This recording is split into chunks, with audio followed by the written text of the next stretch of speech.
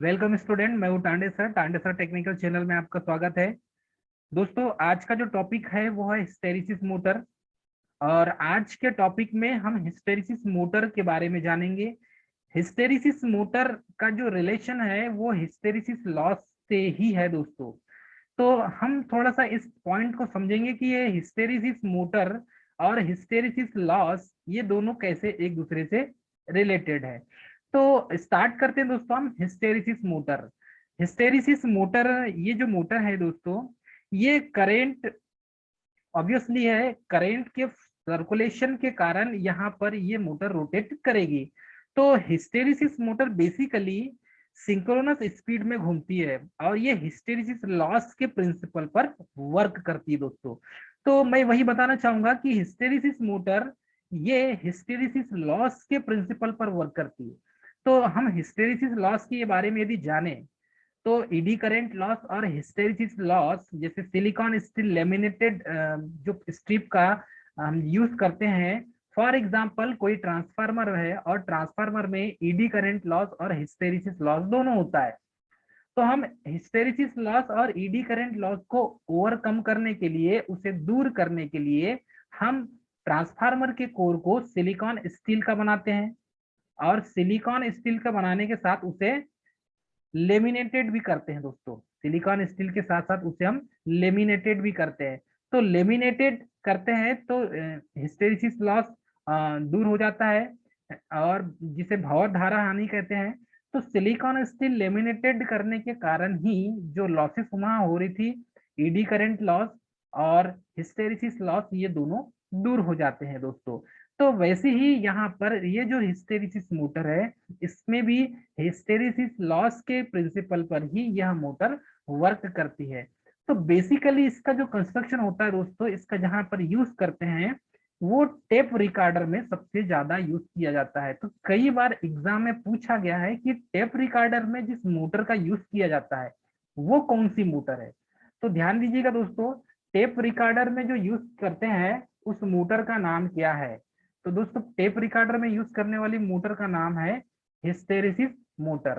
तो इस मोटर में यदि हम देखें तो आपको ये देखने मिलेगा कि जितने भी टेप रिकॉर्डर ओल्ड वाले आते थे उनमें हिस्टेरिसिस मोटर का ही यूज किया जाता था। सेकेंड है, इसका यूज ऑडियो इक्विपमेंट के रूप में किया जाता है। तो ऑडियो इक्विपमेंट के रूप में यूज करने का उसका रीजन भी है दोस्तों कि ऑडियो इक्विपमेंट में सबसे ज्यादा हिस्टेरिसिस मोटर का ही यूज किया जाता है। उसके बाद है इलेक्ट्रिक क्लॉक। जो इलेक्ट्रिक घड़ी होती है, विद्युत घड़ी, बड़ी बड़ी घड़ी लगी रहती है, उस विद्युत घड़ी में भी हम हिस्टेरिसिस मोटर का ही यूज करते हैं। तो ये तो बेसिक इसके यूज हुए हिस्टेरिसिस मोटर के, कि हिस्टेरिसिस मोटर का यूज कहाँ किया जाता है। तो ध्यान रखिएगा दोस्तों, हिस्टेरिसिस मोटर का यूज टेप रिकॉर्डर में, सेकंड है ऑडियो इक्विपमेंट में, और थर्ड है इलेक्ट्रिक क्लॉक में। ये तीन जगह इसका सबसे ज्यादा यूज किया जाता है। चलिए दोस्तों, इसका बेसिक कंस्ट्रक्शन देखेंगे। तो बेसिक कंस्ट्रक्शन में आपको ये इस टाइप से देखने मिलेगा। इसमें करंट यहाँ पर एक लेफ्ट साइड में पोल लगा हुआ है और राइट साइड में दूसरा पोल लगा हुआ है। तो राइट साइड वाला पोल एस पोल है और लेफ्ट साइड वाला पोल एन पोल है। तो यहाँ पर इसका बेसिक कंस्ट्रक्शन हम देखेंगे दोस्तों, तो यहाँ पर इसके पोल के ऊपर वाइंडिंग लपेटी गई है। इसके पोल के ऊपर वाइंडिंग लपेटी गई है। यही वाइंडिंग का जो प्रथम सिरा है, यहाँ से ये प्रथम सिरा हो गया, इसी से करंट सप्लाई होगी और यहीं से हम सिंगल फेस एसी सप्लाई देंगे दोस्तों। तो यहाँ से हम एसी सप्लाई देंगे। इस वाइंडिंग का जो अंतिम सिरा निकलेगा, ये अंतिम सिरा, इसके मैं यदि करंट के फ्लो का डायरेक्शन बताऊं आपको, तो इसका जो अंतिम सिरा है ये फिर से एस पोल की ओर, मतलब दूसरे पोल जो है राइट साइड वाला जो पोल है दोस्तों, उसमें वाइंडिंग लपेटी जाएगी और इस तरीके से इसका एंडिंग सिरा बाहर निकल जाएगा। तो इसका स्टार्टिंग सिरा और एंडिंग सिरा, इन दोनों में हम यहाँ पर एसी सप्लाई करेंगे।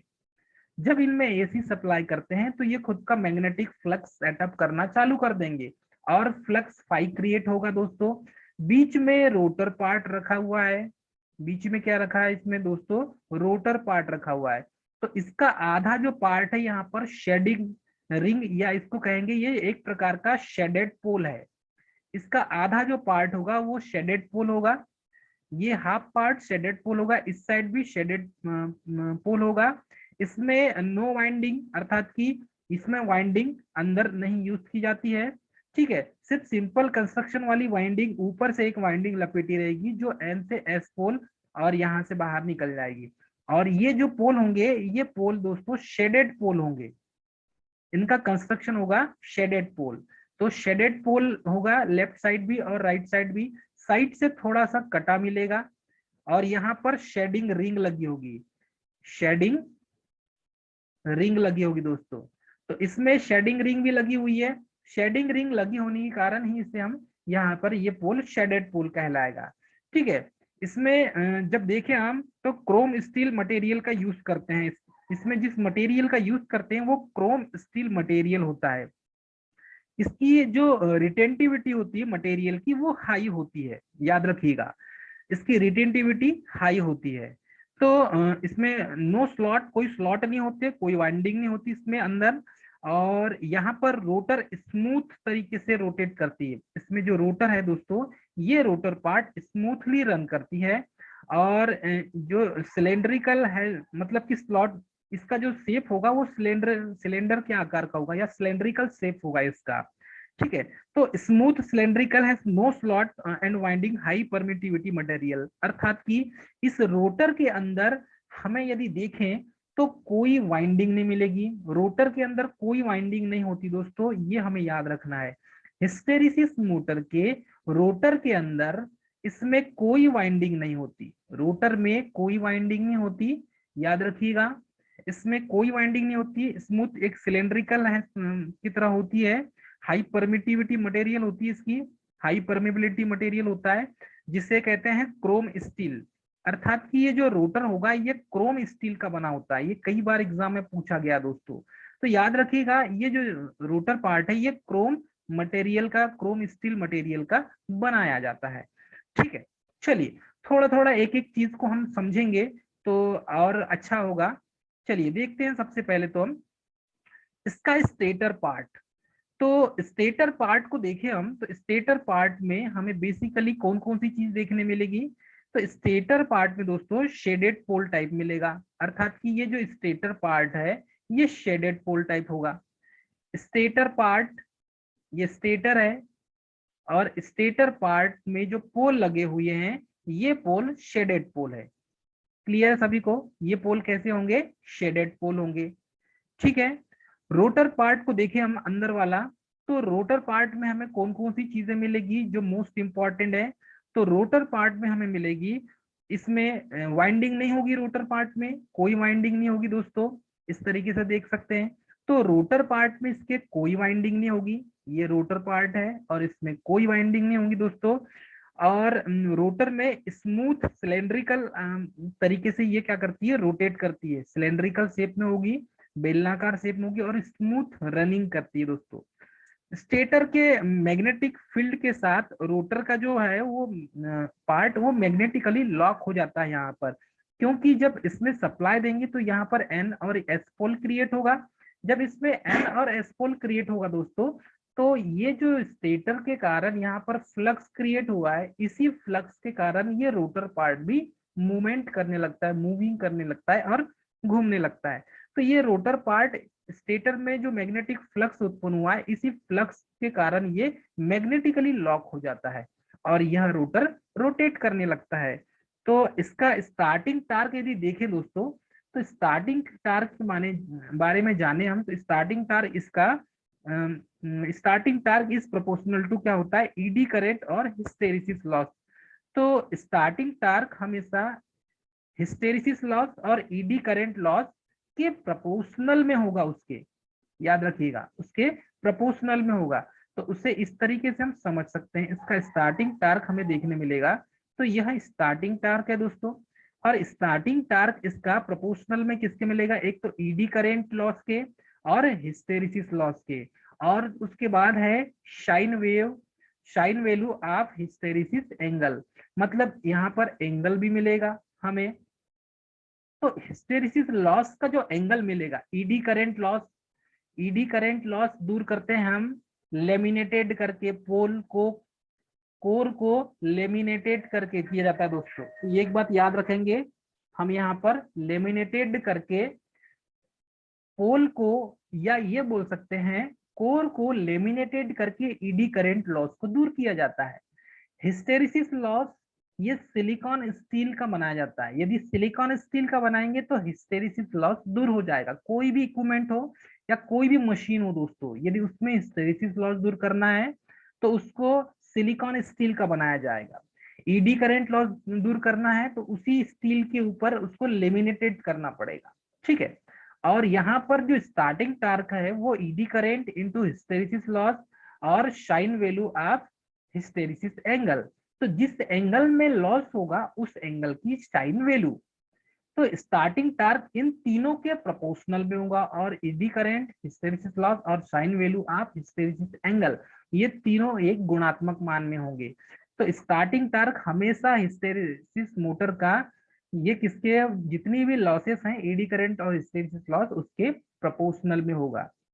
सिंपल शब्दों में ये कह सकते हैं कि स्टार्टिंग टार्क हिस्टेरिसिस मोटर का हिस्टेरिसिस लॉस और हिस्टेरिसिस करंट के लॉस पर डिपेंड करती है। मतलब ईडी करंट लॉस और हिस्टेरिसिस लॉस पर डिपेंड करती है स्टार्टिंग टार्क का। जितना लॉस होगा उतना इसका स्टार्टिंग टार्क अच्छा होगा, क्योंकि ये स्टार्टिंग टार्क जो है अर्थात हिस्टेरिसिस मोटर इसी प्रिंसिपल पर वर्क करती है कि ये हिस्टेरिसिस लॉस के प्रिंसिपल पर क्या करती है दोस्तों, वर्क करती। इसीलिए इस मोटर में यहाँ पर जितना अधिक लॉस होगा, हिस्टेरिसिस लॉस जितना ज्यादा होगा, मोटर उतनी रन करेगी, उसका स्टार्टिंग टार्क उतना अच्छा होगा। तो ये तो हुआ दोस्तों स्टार्टिंग कंडीशन में। कभी कभी एग्जाम में पूछ लेता है रनिंग कंडीशन में क्या होगा। जब मोटर रन हो जाएगी, घूमने लगेगी, कंटिन्यूसली रन करेगी, तब की सिचुएशन में देखें तो स्टार्टिंग टार्क जैसा हमने देखा था वैसा ही रनिंग टॉर्क भी होगा। तो रनिंग टॉर्क किसके प्रोपोर्शनल में होगा, तो hysteresis loss into sine value of hysteresis angle. तो यहाँ पर लॉस और एंगल पर डिपेंड कर रही है, अर्थात कि रनिंग टॉर्क यदि बढ़ाना हो हमें, तो हमें हिस्टेरिसिस लॉस को भी बढ़ाना होगा और sine value of hysteresis angle को भी बढ़ाना होगा दोस्तों। अर्थात हमें रनिंग टॉर्क चाहिए तो हिस्टेरिसिस लॉस को भी बढ़ाना पड़ेगा, अर्थात टॉर्क बढ़ेगा तो हिस्टेरिसिस लॉस भी बढ़ेगा। या ये कह सकते हैं हिस्टेरिसिस लॉस यदि बढ़ेगा तो रनिंग टॉर्क भी हिस्टेरिसिस मोटर की बढ़ेगी। और उन दोनों के बीच में जो sine value of hysteresis angle होगा, यदि इसे बढ़ाएंगे तो भी रनिंग टॉर्क इंक्रीज होगा।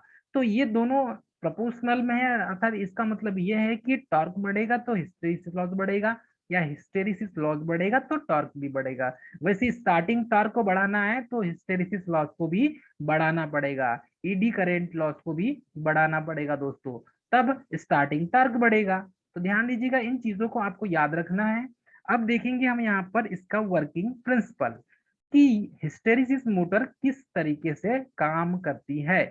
तो बेसिक इसका कंस्ट्रक्शन तो हमने देख लिया दोस्तों, अब इसका वर्किंग प्रिंसिपल भी हम देखेंगे। चलिए इसका वर्किंग प्रिंसिपल देखते हैं। वर्किंग प्रिंसिपल में इसका जो प्रिंसिपल है हिस्टेरिसिस मोटर का, ये हिस्टेरिसिस लॉस पर वर्क करती है। जितना ज्यादा हिस्टेरिसिस लॉस होगा उतना ही ज्यादा तेजी से ये मोटर वर्क करेगी, रोटेट करेगी। चलिए कॉन्सेप्ट को क्लियर करते हैं। कॉन्सेप्ट क्लियर इसमें दोस्तों, रोटर, इसका जो रोटर है ये शेडेड पोल है, स्टेटर इसका शेडेड पोल है, रोटर में कोई वाइंडिंग नहीं है, सिलेंड्रिकल शेप में रोटर है इसका, इसका रोटर सिलेंड्रिकल शेप में दोस्तों, सिलेंड्रिकल शेप में। अब यहाँ पर यदि देखें हम तो यहाँ पर हमें ये चीज देखने मिलता है कि स्टेटर जो है वो स्मूथ सिलेंड्रिकल, और उसमें नंबर ऑफ स्लॉट और नंबर ऑफ वाइंडिंग कुछ भी नहीं है इसके स्टेटर में। तो यहाँ पर स्टेटर और रोटर में दो चीजों में हमें कंफ्यूजन नहीं होना है। इसके रोटर में कोई वाइंडिंग नहीं है, स्टेटर में सिर्फ एक ही वाइंडिंग है। यहाँ पर रोटर जो है उसकी रेजिस्टिविटी हाई होती है। तो यहाँ पर हाई रिटेंटिविटी वाले पदार्थ जिसे कहते हैं क्रोम स्टील। तो यहाँ पर जब हम इसका कंस्ट्रक्शन देखते हैं तो हमें ये चीज देखने मिलता है यहाँ पर कि इसका जो रोटर है दोस्तों ये हाई रिटेंटिविटी मटेरियल वाला होता है। का रोटर हाई रिटेंटिविटी मटेरियल वाला होता है, जिसे हम बनाते हैं क्रोम स्टील का। तो ध्यान दीजिएगा, इसका जो रोटर है हिस्टेरिसिस मोटर का, वो क्रोम स्टील का बनाया जाता है। इस पदार्थ में यह विशेषता होती है कि यदि इसमें एक बार मैग्नेटिक पोल बन जाए तो फिर वे आसानी से चेंज नहीं होते। क्रोम स्टील का बनाने के पीछे रीजन यही है, यदि एक बार आपने क्रोम स्टील का बना दिया इसके रोटर पार्ट को, तो एक बार यदि वो मैग्नेटाइज हो जाएगा तो बार बार डीमैग्नेटाइज नहीं होगा। एक बार मैग्नेटाइज हो गया तो दोबारा मैग्नेटाइज करने की जरूरत नहीं होगी, क्योंकि ये डीमैग्नेटाइज नहीं होता है। एक बार मैग्नेटिक पोल बन जाए एन और एस पोल, तो वो कंटिन्यू रूप से चलते रहता है। इसलिए जब स्टेटर वाइंडिंग को एसी सप्लाई हम देते हैं, जब स्टेटर वाइंडिंग को हम एसी सप्लाई देते हैं दोस्तों, तो रोटर के चारों तरफ सिंक्रोनस स्पीड से घूमता हुआ मैग्नेटिक फ्लक्स हो जाता है उत्पन्न। तो ये होता कैसे है, इसके पीछे रीजन यही है। जब हम स्टेटर वाइंडिंग को सप्लाई देते हैं तो रोटर के चारों ओर magnetic field, rotating magnetic field उत्पन्न हो जाता है। और जब रोटेटिंग मैग्नेटिक फील्ड उत्पन्न हो जाएगा तो ऑब्वियसली ये जो रोटर पार्ट होगा ये मूविंग करने लगेगा। तो रोटर को घुमाने का कारण यही है, स्टेटर में जो वाइंडिंग है उसके द्वारा ही रोटर पार्ट मूवमेंट करने लगता है। तो इसमें रोटेटिंग मैग्नेटिक फील्ड उत्पन्न होता है दोस्तों। अर्थात ये बोल सकते हैं, यदि इसकी हम कंस्ट्रक्शन के पास आते हैं तो ये इसका कंस्ट्रक्शन है। इस कंस्ट्रक्शन में यदि आप एसी सप्लाई देते हैं, तो एसी सप्लाई देने पर, जैसे हमने यहाँ से एसी सप्लाई दिया, तो यहाँ से जब हम मोटर को कनेक्ट करेंगे सप्लाई से, तो यहाँ से करंट फ्लो होगी दोस्तों। ये है स्टेटर पार्ट। तो स्टेटर में वाइंडिंग लपेटी हुई है। जब हम स्टेटर में एसी सप्लाई देते हैं तो यहाँ से करंट का डायरेक्शन इस टाइप से, वाइंडिंग इस राइट साइड में भी जो पोल है वहां पर भी वाइंडिंग लपेटी हुई है। तो इसके चारों ओर यहाँ पर मैग्नेटिक फ्लक्स उत्पन्न होता है। इसके चारों ओर यहाँ पर मैग्नेटिक फ्लक्स फाई उत्पन्न होगा। तो जब मैग्नेटिक फ्लक्स फाई उत्पन्न होगा और मैग्नेटिक फ्लक्स के बीच में ये रोटर पार्ट रखा हुआ है, और ये जो रोटर पार्ट है दोस्तों, ये किस मटेरियल का बना है, क्रोम स्टील मटेरियल का बना हुआ है। और क्रोम स्टील मटेरियल ऐसा मटेरियल होता है कि एक बार ये मैग्नेटाइज हो जाए, मतलब कि चुंबकित हो जाए, और एक बार इसने जो पोल बना लिया, इस साइड एन बनाया या इस साइड एस बनाया, तो वो वैसा ही कंटिन्यू सतत रूप से काम करता रहेगा, मतलब अपने पोल चेंज नहीं करता। इसीलिए यदि ये इस साइड एन पोल बनाए तो ये इस साइड एस पोल बनेगा। अर्थात हम ये कह सकते हैं कि जब हम स्टेटर पार्ट को एसी सप्लाई से जोड़ते हैं, तो एसी सप्लाई देने पर यहाँ पर स्टेटर फील्ड के चारों ओर मैग्नेटिक फ्लक्स उत्पन्न होता है, और उसी मैग्नेटिक फ्लक्स के बीच में यहाँ पर रोटर पार्ट रखा हुआ है। तो रोटर क्रोम स्टील का बना होने के कारण, यह क्रोम स्टील का बना होने के कारण, यदि स्टेटर में एन पोल लेफ्ट साइड बन रहा है और एस पोल राइट साइड बन रहा है, तो ये जो रोटर पार्ट है ये मैग्नेटिकली लॉक हो जाता है। और जब ये मैग्नेटिकली लॉक हो जाता है दोस्तों, तो यहाँ पर हमें ये देखने मिलता है कि इस साइड यदि स्टेटर में एन पोल है तो एस पोल किसमें बनेगा, यहाँ पर एस पोल किसमें बनता है दोस्तों, रोटर पार्ट में बनता है। एस पोल किस बनेगा, रोटर पार्ट में। तब ये दोनों आपस में असमान पोल हो जाएंगे और मैग्नेटिकली लॉक हो जाएंगे। तो इन चीजों का हमें ध्यान देना है। असमान पोल बन जाते हैं क्योंकि ये क्रोम स्टील का बना होता है, और ये दोनों क्रोम स्टील का बना होने के कारण रोटर पार्ट, ये एन और एस में दोनों असमान पोल क्रिएट हो जाएंगे, और ये मैग्नेटिकली लॉक हो जाएंगे, और ये भी मैग्नेटिकली लॉक हो जाएगा, क्योंकि स्टेटर में एस पोल बना हुआ है और रोटर में एन पोल बना हुआ है। तो ये दोनों मैग्नेटिकली लॉक हो जाएंगे, जिसके कारण ये फ्लक्स फाई जो है, अर्थात कि सिंक्रोनस स्पीड में घूमता हुआ जो मैग्नेटिक फ्लक्स है, उसको उसके साथ में यह रोटर घूमने लगता है।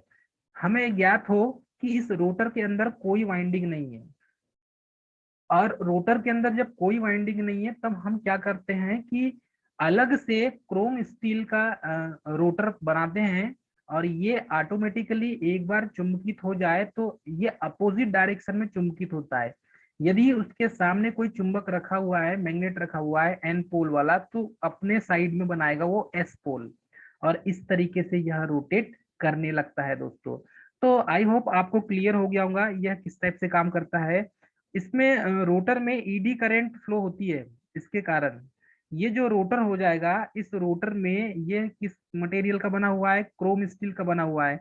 और जब ये क्रोम स्टील का बना हुआ है तो जिससे रोटर में ईडी करंट फ्लो होने लगती है, तो ईडी करंट लॉस इसी में होगा, ईडी करंट फ्लो होने लगेगी इस रोटर में जो सिलेंड्रिकल शेप में है।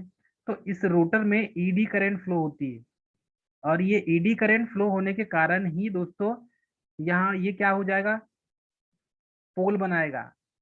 एन पोल है तो साइड में एस पोल बनाएगा, ये एन पोल है तो ये एस पोल बनाएगा। तो ये ईडी करंट फ्लो होने के कारण ही ये पोल बनाता है, और इसी के कारण ये मैग्नेटिकली लॉक हो जाता है दोस्तों। और मैग्नेटिकली जब लॉक हो जाता है तो ये रोटर घूमने लगता है। और इसमें क्या होता है कि इसमें मैग्नेटिक पोल बन जाते हैं, तो जो स्टेटर के जो मैग्नेटिक फील्ड के साथ साथ मैग्नेटिकली ये क्या हो जाते हैं, आपस में लॉक हो जाते हैं। तो स्टेटर के जो मैग्नेटिक फील्ड के साथ रोटर का भी मैग्नेटिक फील्ड, ये दोनों मैग्नेटिकली लॉक हो जाते हैं और रोटर सिंक्रोनस स्पीड पर घूमने लगता है। तो ये स्टेटर जो स्पीड है, सिंक्रोनस स्पीड एनएस, उसी को पकड़ने की कोशिश कौन करता है, रोटर करता है, क्योंकि ये आपस में मैग्नेटिकली क्या हो गए हैं, लॉक हो गए हैं।